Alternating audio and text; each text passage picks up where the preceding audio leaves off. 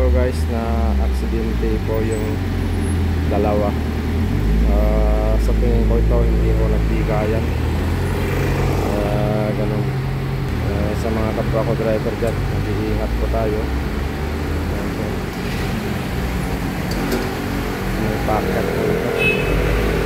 Pero dapat itong nakikita ko rito kasalanan ko ng puti.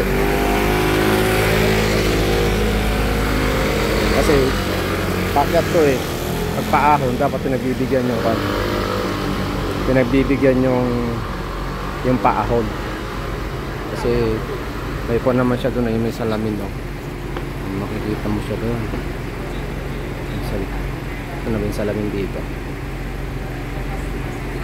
Ayan oh. May salamin dyan oh. Pag may paahon po kasi dyan dito, katulad dito sa kinapiston nito, makikita mo to, makikita nyo sa isa't isa na yun naman, yung itong puti makikita mo rin nung mapiparating. Pero dapat pag paahon talaga, nabibigyan yung paahon.